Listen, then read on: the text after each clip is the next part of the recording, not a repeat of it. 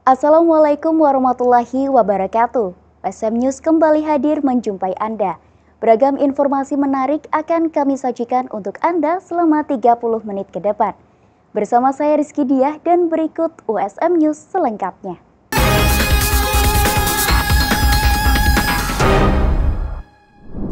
Menjadi rangkaian dari peringatan Disnatalis ke-38 Universitas Semarang, lomba karaoke estafet kembali diselenggarakan. Antusiasme dari peserta lomba maupun penonton menjadi bentuk keharmonisan seluruh civitas akademika yang ada di Universitas Semarang. Dalam rangka memperingati Disnatalis ke-38, Universitas Semarang menggelar lomba karaoke estafet yang merujuk pada core value USM Hati, yaitu harmoni, akuntabilitas, transparansi, dan integritas. Jingle Hati menjadi lagu wajib yang harus dinyanyikan para peserta karena menjadi bentuk persatuan antara seluruh sivitas akademika USM. Penyelenggaraan lomba tersebut juga menjadi bentuk rasa syukur setelah USM berhasil meraih akreditasi unggul. Kasat Humas Kerjasama dan Hukum USM Dr. Wiyati Sadewisasi SEMSI mengungkapkan pentingnya seluruh sivitas akademika USM menerapkan core value hati menuju USM semakin unggul.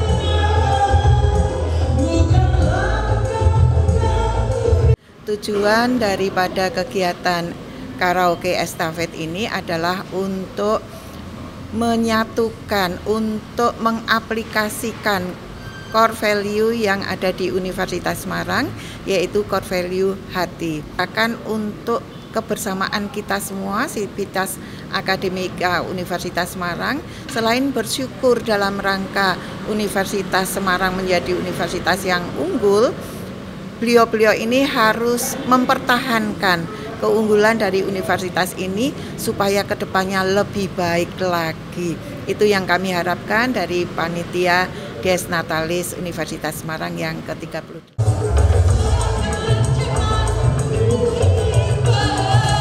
Dalam lomba karaoke estafet tersebut, keharmonisan dalam bersosialisasi dan bekerja sama kompak dalam meraih cita-cita USM yang unggul semakin terjalin. Mempertahankan keunggulan USM menjadi lebih baik ke depannya. Menjadi juara bertahan dalam lomba karaoke estafet, Lucky perwakilan dari Fakultas Teknologi Hasil Pertanian USM mengungkapkan rasa bahagianya dapat kembali berpartisipasi dalam lomba tersebut untuk menyemarakan Disnatalis USM yang ke-38.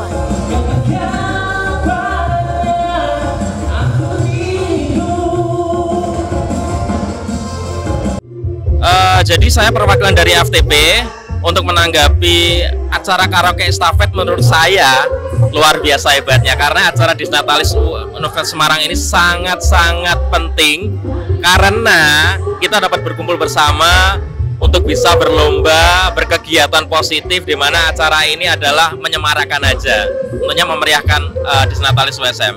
Dan tentunya kami yang juara bertahan, wis. Jadi memang kita bisa mempertahankannya adalah konsistensi aja, walaupun di di jadwal yang padat, kesibukan masing-masing, tapi tetap kita mengusahakan untuk latihan aja. Kegiatan kuliah kerja nyata menjadi bukti nyata kontribusi mahasiswa dalam membangun masyarakat. Dukungan dari universitas juga menjadi salah satu kunci kelancaran program KKN yang dijalankan mahasiswanya.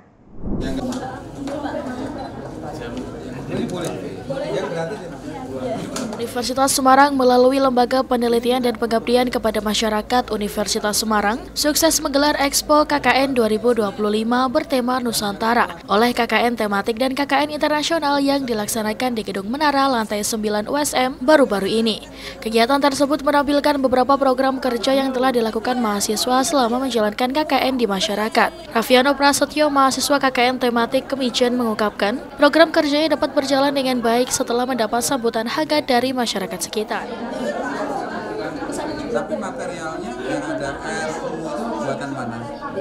Yang saya lakukan di Kelurahan Kemijen antara pemetaan sistem drainase yang bermanfaat untuk mengetahui sistem-sistem drainase yang ada di kelurahan tersebut apakah sudah rusak atau ada pembenahan, dan juga mengenai meluapan air untuk mitigasi bencana. Terus untuk program kelompok kami ada beberapa seperti pelatihan kompos, terus di Taman Toga ada hidroponik dan sebagainya. Kegiatan kami di sana kurang lebih kami sangat berinteraksi baik dengan warga sekitar. Dari warga juga menyambut kami dengan secara baik. Suatu saat nanti harus bisa mandiri keluar dari. Sementara itu, Patricia Queen, mahasiswa KKN Internasional, mengungkapkan beberapa program unggulannya yang diharapkan dapat memberikan manfaat bagi masyarakat Kuala Lumpur, Malaysia.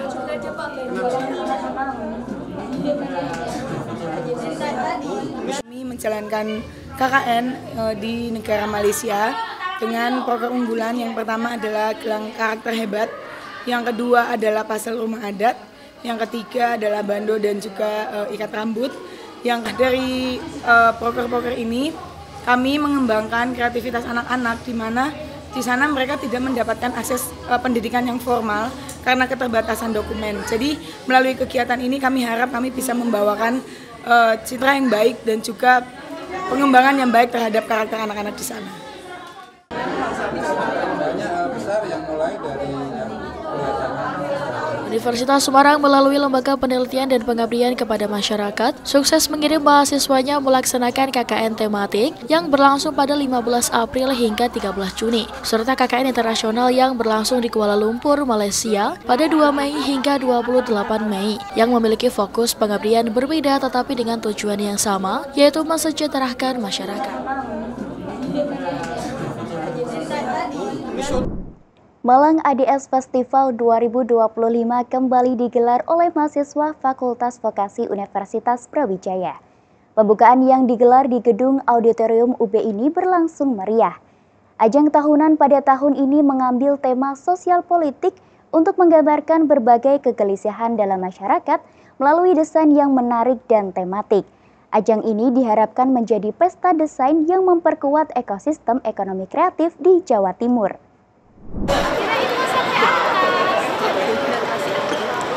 Mahasiswa Fakultas Vokasi Universitas Brawijaya kembali menggelar MadFest 2025.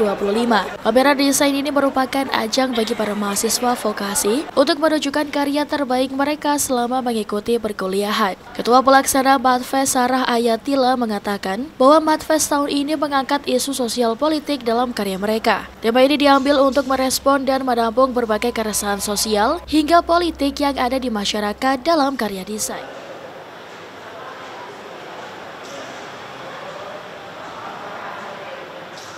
MadFest itu Malang Art Design Festival. Setiap tahun itu temanya beda-beda. Kita sudah start dari lama untuk desain grafis MadFest ini. Untuk kali ini tema kita itu mengusung isu sosial dan politik, ya kan? Kalau misalnya dilihat dari sosial media kita membawa isu-isu atau keresahan-keresahan dari lingkungan, dari manusia-manusia lain gitu, itu kita bawa di MadFest kali ini. Kita mungkin karena lagi hangat juga, lagi panas juga isu politik ini, ya udah kita sekalian taruh itu karena semua orang anak muda itu harus sadar, apalagi seperti yang saya sambutan tadi, desain itu ada di seluruh lingkup manusia, juga untuk berekspresi dan komunikasi. Nah, disinilah kita memanfaatkan dengan sebenarnya komunikasi itu dengan desain ini gitu. Oke, kalau boleh tahu tujuannya apa diadakan MadFest ini? Kan di setiap tahun sudah ada kegiatannya dengan berbeda-beda. Mungkin di kegiatan tahun ini mungkin ada tujuan lainnya. Tentu kalau misalnya untuk kita sendiri, kita mau MadFest itu lebih banyak dikenal, apalagi isu-isu yang kita bawa selalu memang isu sosial. Mungkin kali ini aja ditambah isu politik karena dulu kita bawanya isu mental health dan sebagainya gitu kan. Karena MadFest ini kurang, mungkin kita masih merintis, jadi kita butuh banyak exposure, butuh engagement yang banyak. Kali ini kita ingin kita lebih banyak dikenal, mungkin warga Malang dulu deh, nasional dulu deh gitu. Dari target kita memang sudah tercapai setengahnya karena main event pun kita ada di Oktober. Tujuannya semoga sampai Oktober kita sudah punya exposure yang besar. Sarah berharap MadFest dapat menjadi ajang festival tahunan yang makin dikenal secara nasional sehingga mampu memperkuat ekosistem ekonomi kreatif. Selain itu, MadFest juga dapat menjadi media bagi industri untuk bertemu dengan talenta terbaik dalam bidang desain grafis. Dari Malang, tim liputan UBTV melaporkan untuk USM TV. Dalam rangka menyikapi dinamika sosial yang terjadi di tengah-tengah masyarakat saat ini, UKM Fakultas Hukum Unpad LPM vonis gelar seminar dengan menghadirkan 2 pembicara dan mengajak seluruh presma juga mahasiswa Universitas Padjadjaran untuk berdiskusi. Unit kegiatan mahasiswa Fakultas Hukum LPM vonis gelar seminar tahunan pers grading dengan mengundang Arif Suditomo, Direktur Utama Metro TV, dan Dr. Abi Besman, dosen program studi jurnalistik Fakultas Ilmu Komunikasi Universitas Padjadjaran sebagai pembicara. Dengan membawakan tema refleksi peran lembaga pers di tengah dinamika sosial, menyikapi gelombang kabur aja dulu, LPM vonis berharap acara ini dapat menjadi wadah refleksi atas peran lembaga pers dalam menjaga independensi dan kredibilitas di kehidupan masyarakat saat ini. Saya ingin lebih mengklasifikasikannya kepada sebuah seminar dan workshop yang dimana apakah hashtag kabur aja dulu ini sebagai bentuk kekecewaan dari masyarakat kepada pemerintah atau hanya sekedar tren FOMO yang viral di sosial media, dan bagaimana peran lembaga pers sendiri terhadap hashtag kabur aja dulu, karena saya percaya bahwa tanpa adanya bantuan dari lembaga pers, hashtag kabur aja dulu ini tidak bisa se-booming itu di sosial media. Dr. Abi Besman menyampaikan pers harus bisa menjadi penghubung serta perpanjangan suara publik, dan dirinya juga percaya bahwa suara rakyat harus bisa didengar dan itu melalui pers. Sebenarnya kalau kita ngomong soal kabur aja dulu, ini kan sosial aktivis ya, jadi sosial media aktivism gitu kan, dan nggak ada yang pernah salah dari yang namanya keinginan publik. Kita harus melihat itu, kita merespon itu sebagai sebuah fenomena yang bukan dikritik oleh kita kenapanya, tapi kenapa itu terjadi. Kan? Pada saat kita bicara soal kabur aja dulu, mungkin mereka patah hati terhadap negara ya. Kalau kita konteks seperti itu, mungkin mereka juga kehilangan saluran buat berbicara. Mungkin mereka tidak melihat mereka sebagai punya masa depan di sini. Lalu mereka juga nggak ngelihat lagi bahwa yang namanya skill, terus intelektualitas itu tidak lagi dianggap, karena banyaklah sekali nepotisme yang membuat anak seseorang bisa jadi siapa itu membuat kita patah hati. Dari Jatinangor, Sumedang, tim Divia Unpad TV melaporkan untuk USM TV. Pemirsa, sebanyak 60 ekor sapi kurban disembelih di Masjid Ikhtiar Kompleks Perdos Unhas Tamalan Rea. Daging kurban dengan estimasi berat 6 ton itu didistribusikan ke 13 wilayah sasaran yang meliputi ribuan penerima. Sebanyak 60 ekor sapi disembelih pada pelaksanaan kurban di Masjid Ikhtiar Kompleks Perdos Unhas Tamalan Rea, Makassar pada Jumat 6 Juni 2025. Meski jumlah hewan kurban menurun dari tahun sebelumnya, semangat gotong royong dan ketepatan distribusi tetap menjadi prioritas. Diakui Ketua Panitia Kurban 1446 Hijriah Muhammad Hambali STMT, penurunan jumlah hewan kurban dibanding tahun lalu disebabkan oleh keterbatasan waktu pelaksanaan yang bertepatan dengan ibadah sholat Jumat. Meski demikian, dari 60 ekor sapi kurban yang didatangkan dari Kabupaten Baru dan Sinjai ini, memiliki total estimasi 6 ton daging. Ya, alhamdulillah untuk tahun ini kita akan mengurbankan dan mendistribusikan sejumlah 60 ekor sapi dengan ukuran sapi 100 kilo daging. Sapi ini kita ambil dari 2 pemasok, 29 ekor dari Baru dan 31 ekor dari Sinjai. Oke, untuk totalnya dibanding tahun lalu, lebih banyak tahun lalu. Tahun lalu 65 ekor, tahun ini 60 ekor gitu. Tahun ini memang kita batasi sebab kenanya di waktu hari Jumat. Karena waktu kita akan kepotong dengan sekitar 1,5 jam sampai 2 jam sholat Jumat. Jadi kita batasi sampai 60 ekor sapi. Kupon distribusi daging yang kita siapkan itu sebanyak 2.474 kupon. Dan kita memberikan sasaran distribusi kepada 13 sasaran. Tentu diantaranya warga kompleks sekitar Perdos Unhas, kemudian Kampung Tambasa, Kampung Parang, kemudian Kampung Lakang yang ada di pulau sana juga menjadi sasaran. Kemudian warga sekitar Perdos di depan sini, depan kantor pos, jalan poros masuk dan lain sebagainya. Lalu rumah tahfiz, pondok tahfiz, kemudian sekolah, yayasan, lembaga sosial, termasuk juga pegawai-pegawai Unhas juga, semua fakultas menjadi sasaran distribusi kurban Ikhtiar tahun ini. Distribusi daging dilakukan dengan sistem kupon sebanyak 2.474 lembar disalurkan kepada 13 wilayah. dengan melibatkan 9 juru sembelih dari kalangan akademisi Unhas yang keahlian sembelihnya halal, serta 5 dokter hewan dari Universitas Hasanuddin. Pelaksanaan kurban di Masjid Ikhtiar tahun ini menjadi contoh manajemen kurban yang terstruktur. Andrea Ririn Karina, Iva Aisyah Rahman, Unhas TV. Dalam memperingati Hari Lingkungan Hidup Sedunia, PLN Icon Plus SBU Regional Jawa Tengah adakan acara aksi bersih pantai dengan tajuk Zero Waste Warriors di Pantai Tirang, Semarang pada 12 Juni 2025. Guna menumbuhkan rasa kepedulian terhadap kebersihan lingkungan, PLN Icon Plus adakan Zero Waste Warriors. Acara ini diselenggarakan secara serentak pada 12 Juni 2025 di tiap provinsi di seluruh Indonesia dan berletak di kawasan publik banyak sampah. Untuk PLN Icon Plus SBU Jawa Tengah mengadakan di Pantai Tirang, Semarang. Membangun kesadaran untuk kita lebih peduli terhadap bagaimana kita mengelola sampah itu, membersihkan sampah, terutama untuk lokasi-lokasi yang memang selama ini penting untuk tempat aktivitas publik atau aktivitas masyarakat. Nah, kami memilih Pantai Tirang ini karena memang Pantai Tirang ini sebagai asetnya Kota Semarang, tentunya harus kita rawat bersama, kita jaga supaya masyarakat bisa terus memanfaatkan wisata ke Pantai Tirang.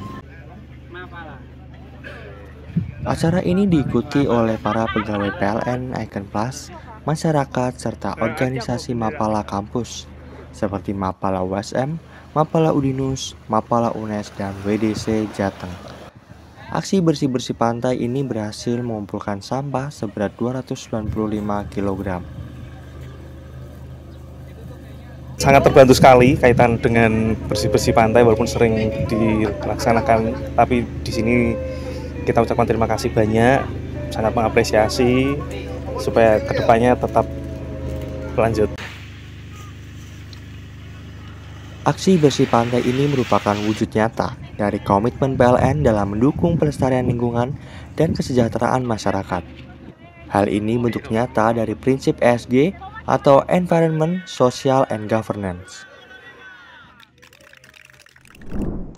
Kemacetan tidak terelakkan dampak dari banjir rob yang terjadi di Kecamatan Sayung, Kabupaten Demak, terutama pada jam-jam sibuk. Pengendara motor mulai mengurangi kecepatannya dan memilih jalur yang tinggi agar genangan rob lebih dangkal.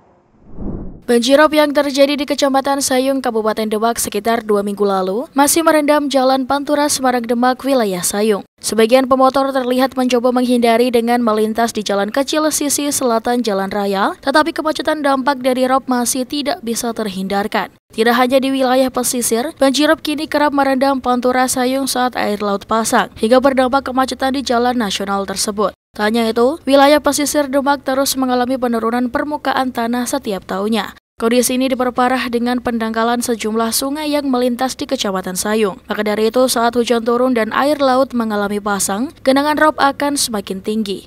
Diketahui pemerintah Provinsi Jawa Tengah saat ini sedang mengarahkan pompa untuk menangani banjir rob yang terjadi di Kecamatan Sayung, Kabupaten Demak. Upaya tersebut diakui dapat mulai mengurangi rob dan hingga kini masih terus dilakukan penyedotan air hingga semuanya kering. Secara keseluruhan, penanganan rob mulai membuahkan hasil yang baik. Pemirsa, sebagai bagian dari program Bulan Sepeda National Landing Business Improvement District, Lembaga Kerjasama Publik dan Swasta di kawasan Virginia Utara, tak jauh dari ibu kota Washington DC, membuka bengkel sepeda dadakan gratis untuk menggalakkan pemakaian sepeda sebagai moda transportasi. Informasi ini sekaligus menutup perjumpaan kita hari ini. Saksikan terus USM News hanya di USM TV. Saya Rizky Diah dan seluruh kru yang bertugas pamit undur diri. Terima kasih. Wassalamualaikum warahmatullahi wabarakatuh. Berlokasi di trotoar dekat perempatan jalan, bengkel sepeda kaget ini memberikan layanan gratis untuk mereparasi sepeda. Bengkel ini bagian dari program Bulan Sepeda yang diadakan oleh National Landing Business Improvement District, sebuah lembaga kerjasama publik dan swasta untuk mengembangkan kawasan Virginia Utara yang mencakup Crystal City, Pentagon City, dan Potomac Yard. Anyone in the community is welcome to bring their bicycle here for a free tune-up provided by Conti's Bike Shop, a new retailer in our neighborhood at Metropolitan Park. For this program and all of our Bike Month programming is to celebrate our National Landing's robust commitment to bike culture. We have bike trails throughout our district and we're very well connected to surrounding neighborhoods and downtown Washington, D.C. Sejak dibuka pagi hari, para penggoes sudah berdatangan dan antri menunggu sepedanya diperiksa dan direparasi. Kate Levin membawa sepedanya ke sini untuk disetel ulang. Because I usually just don't find the time or prioritize getting my bike taken care of, but it's great just to have an event where we can all come and get it taken care of at the same time. For free too is a huge benefit. Bengkel gratis ini hanya melayani perbaikan dan tidak mengganti onderdil sepeda yang rusak dengan yang baru. Selain itu, penggoes bisa bertanya apa saja tentang sepeda kepada mekanik sepeda profesional dari Conti's Bike dan Phoenix Bikes, dua toko dan bengkel sepeda yang berpartisipasi dalam program ini. A lot of times it's fixing, it's inflating tires to the proper pressure. It's just making some minor adjustments to brakes and to shifting, and just identifying, asking them what problems they're having with their bikes and fixing those problems. Maybe it's squeaky brakes or the gears, they're not reaching their complete range of the gear. Kawasan National Landing di Arlington County yang tengah menggeliat ini merupakan pusat bisnis dan pemukiman yang dirancang ramah bagi pengguna sepeda. I love in Arlington how it is very bike friendly and there's so many bike trails and bike paths. But I think we're lucky here to have that kind of infrastructure. Sebagai pelaku usaha sepeda, Emily berharap suatu saat sepeda menjadi pilihan utama mode transportasi di kawasan ini. We think biking is an awesome way to get around and love when people can get out on 2 wheels instead of 4. Hari sudah siang, sekitar 200 penggoes mendatangi bengkel gratis ini. Sepeda mereka pun sudah siap untuk digenjot menyusuri berbagai rute sepeda yang ada. Dari Arlington, Virginia, Supriyono, VOA.